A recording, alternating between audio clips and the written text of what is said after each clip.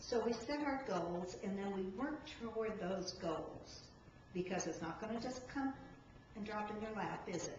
We have to do our part. So what happens then when we work and work and work and we think, golly, we're just doing everything we need to be doing? What happened? Where's my reward? Why didn't I accomplish that? Why haven't I earned that much money? Why haven't I been able to buy a new house? What happened? Spirit intervention. That's what happened. And is it to punish us or frustrate us or discourage us? No, of course not.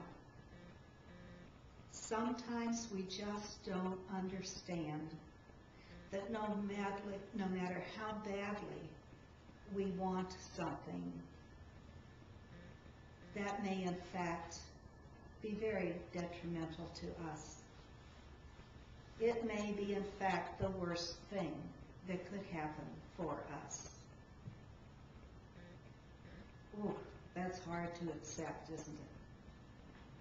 That's really hard to believe, and it's really hard to accept, because we are so sure we know what we want.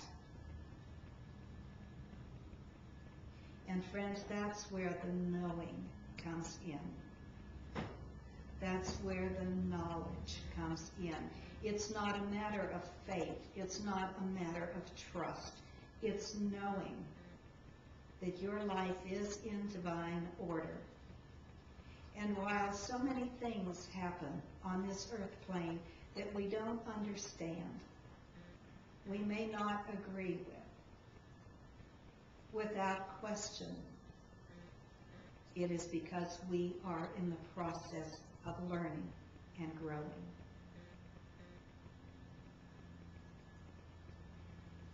Anything that we lose, and I want you to really think about this, anything that we lose, whether it is a physical ability or a spiritual lesson, anything that we lose is not lost to us forever.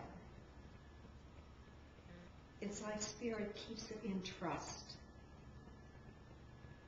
It's still there for us. But what have we learned in this process?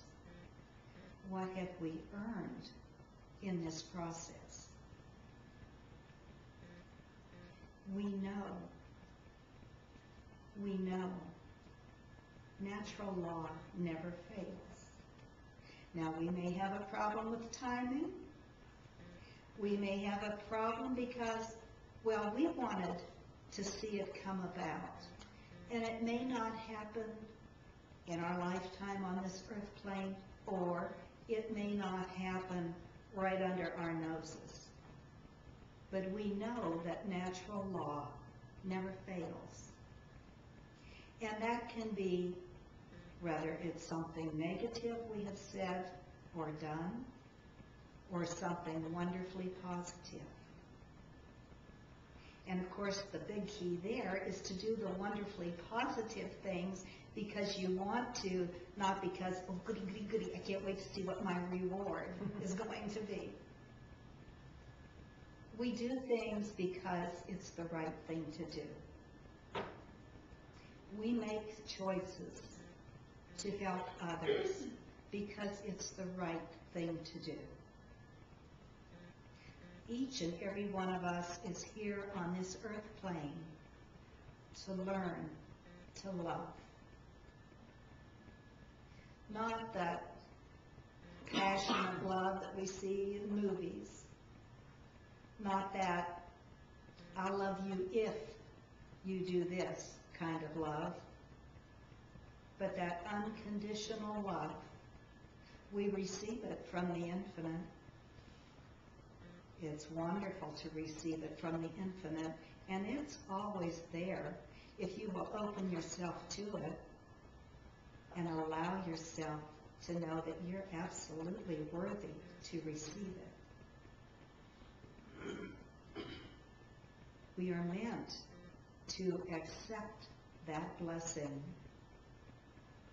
learn how wonderful it is, and then share it with others so they too can know that light, the healing, the love that is here for each and every one of us.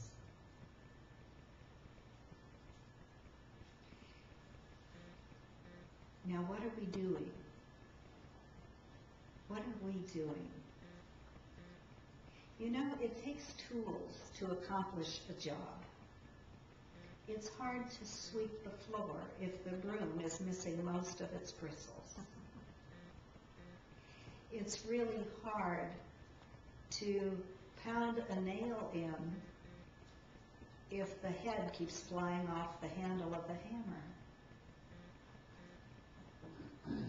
It's really hard to communicate with spirit if we haven't taken care of that tool. We are the tool. We need to pay attention to our physical bodies because we need them to be in wonderful health. We're here on the earth plane. We need this body, so we need to take care of it. And our mind, it behooves us to continually learn and grow, and it's okay to disagree, but do it with love. You heard that I belong to an interfaith council, and it is a wonderful experience once a month to meet with 20 to 25 people of all different religious faiths. And there's only one rule. You can ask anyone anything about their religion as long as you do so with respect. And friends, I can't tell you how much I have learned and how much other people have learned about our religion, our philosophy. And every single religious leader there agrees there are so many more similarities than there are differences.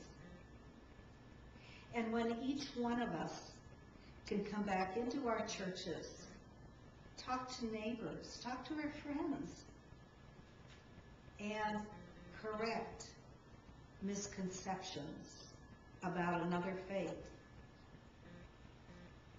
that's just one tiny, tiny way to bring people together. Oh, I have so much to learn. And I am so blessed that I have this wonderful church, this wonderful congregation that helps me learn. Yeah, some lessons are painful. Some are very ironic. Some are funny. But by golly, whatever it takes, we learn together. Let us remember our loved ones in the world of spirit today. Let us remember our military men and women who made the ultimate sacrifice, not so much to protect our country, but to protect people in other countries who don't have the freedoms that we have. We have the opportunity to argue about our beliefs, whether they are religious or political. We have that freedom. Many, many countries do not allow that freedom. So we have men and women who go around the world, leaving their own families, their own friends, their own churches behind, doing what they can to assure that other people will have these freedoms that we so take for granted. Have a picnic. Have fun. Spirit wants us to be filled with joy. Let us not forget those who made the ultimate sacrifice, that we may have these freedoms. And let us continue to learn and grow. let us reach out to one another in love and harmony. The God in you and the God in me will lead us where we're meant to be. Will you say it with me? The God in you